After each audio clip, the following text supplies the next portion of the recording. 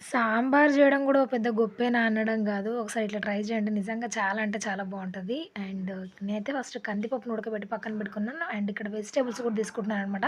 కొత్తిమీర, కరివేపాకు, carrot, ఆనక్కాయ and ములక్కాయ మీకు నచ్చితే ఇంకా వేరే వెజిటబుల్స్ కూడా వేసుకోవచ్చనమాట. అండ్ పచ్చిమిర్చి గూడా అన్నీ కట్ చేసి పక్కన పెట్టుకున్నాను. నూనె వేడయిన తర్వాత ఇందులో జీలకర్ర, ఆవాలు, మెంతులు, కచ్చా పచ్చగా దంచుకున్న వెల్లుల్లి ఇది వేస్తే మంచి ఫ్లేవర్ ఉంటదండి అసలు.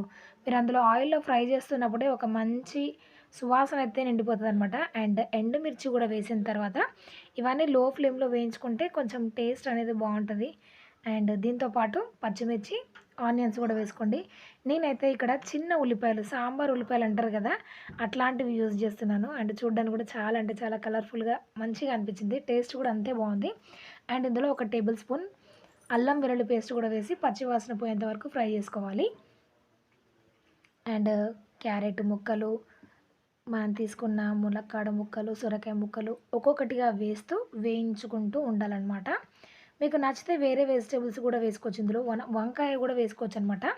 అండ్ దాంతో పాటు చిటికెడు పసుపు, ఉప్పు వేసి మొత్తం కలిపేసాననమాట.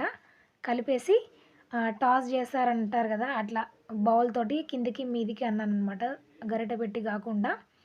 అండ్ టేస్ట్ మాత్రం నిజంగా చాలా అంటే చాలా బావుంది. ఒకసారి ఇలా అన్నామనుకోండి, అవన్నీ మగ్గిపోతాయన్నమాట. ఉప్పేసి మగ్గిస్తే తొందరగా మగ్గిపోతాయి. అండ్ మనం పీస్ తింటున్నప్పుడు చప్పగా ఉండకుండా ఉంటాయన్నమాట. అండ్ ఇక్కడ మనకొక వీడియో క్లిప్పింగ్ మిస్ అయింది. ఏంటి అంటే నేను చింతపండు రసాన్ని తీసి పక్కన పెట్టుకున్నాను. అండ్ అలాగే ఉడికించిన కందిపప్పుని ఆ చింతపండు రసంలో కలిపేసి ఉడికిన ముక్కల్లో పోసేసి మరగనిస్తూ ఉన్నాననమాట. ఆ క్లిప్పింగ్ అనేది నాకు మిస్ అయిపోయింది. అండ్ ఇలాగ సాంబార్ మరుగుతూ ఉన్నప్పుడు దీంట్లో ఒక టేస్టీ అయిన ఒక మసాలానైతే ఇక్కడ కలుపుతున్నాం అనమాట. నిజంగా నెక్స్ట్ లెవెల్ ఉంటది ఇది వేయడం వల్ల. పచ్చి కొబ్బరి అండ్ సాంబార్ పౌడర్ అందులో వేసింది సాంబార్ పౌడరు, ఒక చిన్న బెల్లం ముక్క ఇవన్నీ వేసి గ్రైండ్ చేసుకోవాలి. ఇది సాంబార్‌లో వేసుకుంటే టేస్ట్ చాలా అంటే చాలా బావుంటది. అండ్ అసలు ఇంకా చెప్పనవసరం లేదనమాట. అంత బావుంటది. ఒకసారి ట్రై చేసి చూడండి. ఇట్లా ఈ కొబ్బరి పేస్ట్ వేసిన తర్వాత ఇంకొక 2, 3 నిమిషాల పాటు మరిగించాలనమాట. సాంబార్ ఎంత ఎక్కువగా మరిగితే టేస్ట్ అంత బావుంటది. అండ్ ఫైనల్‌గా మన సాంబార్ మొత్తం మరిగిపోయిన తర్వాత ఇలా ఉందనమాట.